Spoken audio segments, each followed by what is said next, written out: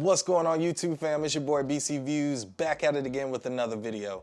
So in this one we're going to be talking about drones and hyperlapses. If you're not sure what a hyperlapse is, it's pretty much the same thing as a time lapse, except there's movement involved, but not a little bit of movement, more like distance. Now before we actually dive into all this, I want to recommend two items that I think you should get if you're in the market looking for a drone, or even if you have a drone and maybe you don't have these items. If you do, then just go ahead and move forward with the video. Number one, first item I would recommend is extra batteries. This isn't anything special, but having a drone, these drones, the battery life on them, it isn't terrible, but they do use up a lot of battery life and fast. I would at least recommend having at least 2 batteries. Me, myself, I have 3, and sometimes I feel like I need an extra battery. The next item that I think you guys should get, or would be really helpful when flying a drone, is ND filters. Again, without going into the exact definition of what ND filter is, ND filters are pretty much sunglasses for your drone or for lenses. A lot of people use ND filters for lenses. So they're great for being outside when it's really, really sunny and you don't want your image to be blown out or overexposed, as you would say. So the drone I'll be using in this video is the DJI Mavic Pro 2 Zoom. Don't ask me why the name's that long, that's just what it's called, so just deal with it. Now, this is not a sponsored video by DJI, this just happens to be the drone that I'm using at the time. And actually I was planning on getting a new drone due to unfortunate events.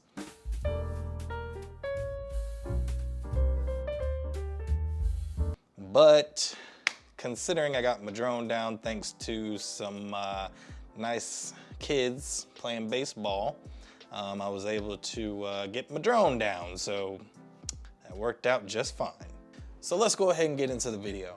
To access your hyperlapse modes, what you want to do is select that little clock. It should be on the top left corner of the screen, right next to a little controller looking image, I guess you could say. This is where all your hyperlapses are going to be at. You will see there are 4 different types of hyperlapse modes. We're going to start with free mode. Now, free mode is pretty much what it sounds like. You can control the drone how you want, you can move the camera how you want, and during the sequence of the hyperlapse, the drone will be taking pictures. Now, starting off, I'm setting my duration, which is how long I want the hyperlapse to be, and the speed of the drone movement between intervals. I keep my intervals at about 2 to 3 seconds. Anything more than 3 seconds, your video might look a little choppy because of the camera taking pictures for 4 seconds at a time, 5 seconds at a time, 6 seconds at a time. It just won't look put together. So you want to keep those intervals pretty tight. I wouldn't say 1 second, but 2 to 3 seconds is pretty much a sweet spot, at least for me, I think it is. As you can see in the video here, I don't do anything special moving the drone. I'm moving it left, forward, up, down. Keep in mind, as you're moving your drone, movement it'll appear that it's not really moving because, again, the drone is taking pictures.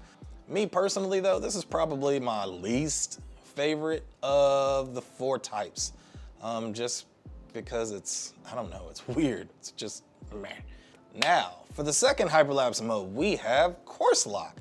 This is likely, probably my most favored hyperlapse mode.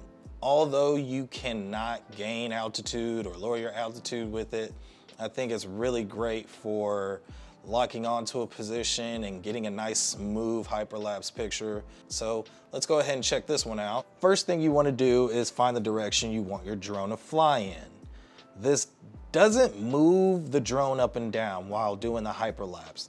This is only the direction the drone's going to be going into. So keep that in mind when you're locking your direction in place. If you have the drone or the camera angled up or a certain position or angled down, it's not going to move up, it's not going to move down, but it will go in that direction. Now, once you hit go, it's gonna start going through the sequence of taking the hyperlapse in the direction you want it to go. Keep in mind, if you move the joystick or if you move the camera, it's going to stop the hyperlapse. It's gonna interrupt it. Now you can see in the mini map here, when I pull it up, there's a solid blue line. That is the path that the drone is going on. There's a little red dot right there. That is the end point of where the drone is going to stop taking the hyperlapse.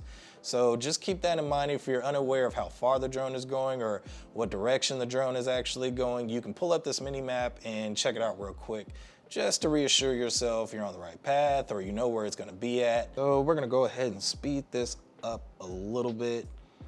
Now, because I follow the rules, you know, I try to, well, I don't try, I actually do follow the rules just because I have a 107 certificate and I don't want to risk getting that taken away or revoked for not doing the right thing. So you'll see in the video, I happen to cut my hyperlapses short often because the drone is getting out of my sight, which if you're familiar with what you're supposed to be doing with drones, this even goes if you don't have a license. Always have a visual line of sight, which means if you can't see the drone, it's too far away from you. And there you go, a nice little hyperlapse there over the bridge.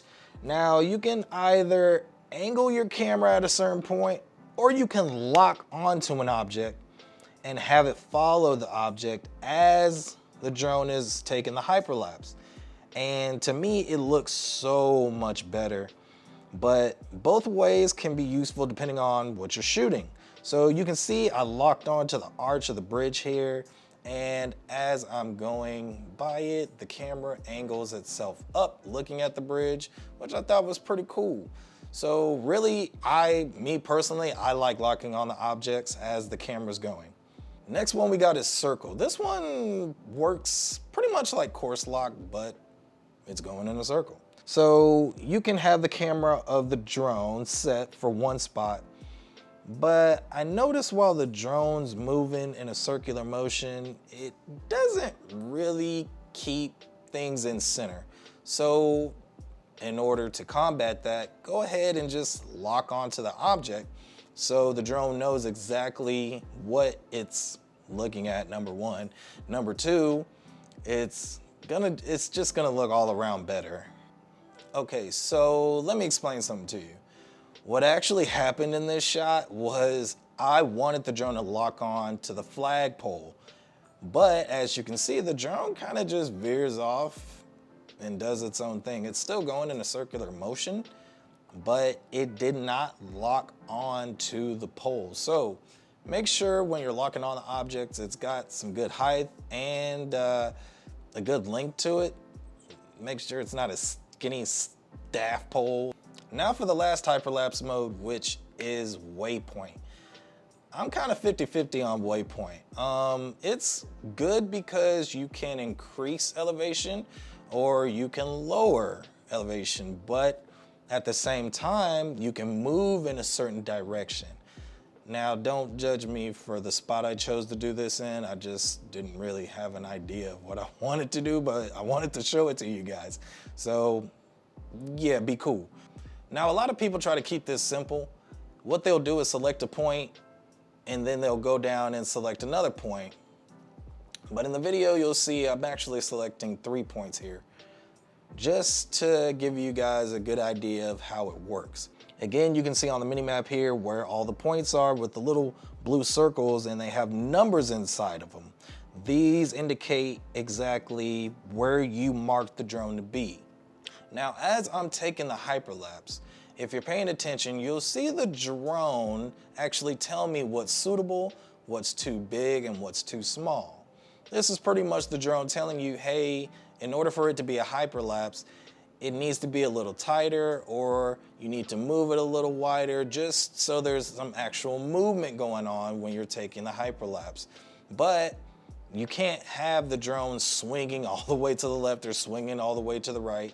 You can't go too far up, too far down. The hyperlapse won't look right. So the drone's doing all the hard work for you. And it's letting you know, okay, you can move it here, you can move it here a little bit, and you may have to tinker with it. There were plenty of times where I moved just a little too much to the left, or I turn the drone a little bit too much to the right. But it'll let you know what's suitable for the hyperlapse to be. So now you see in the footage, I went ahead and did the hyperlapse with the drone actually going backwards. I started the sequence with it doing the hyperlapse at the end point and having it finish at the point I actually wanted it to start to. Now in post, you can actually do a little trick here and just reverse the footage and make it look like you actually did the hyperlapse with the drone going up from the starting position with it being lower. So these are little tricks and dips you can do in post-production after doing the hyperlapse or filming in general. So thank you guys for watching. I hope this video wasn't too long. Go ahead and hit that like and subscribe button, and I'll catch you guys on the next one. God bless. Peace.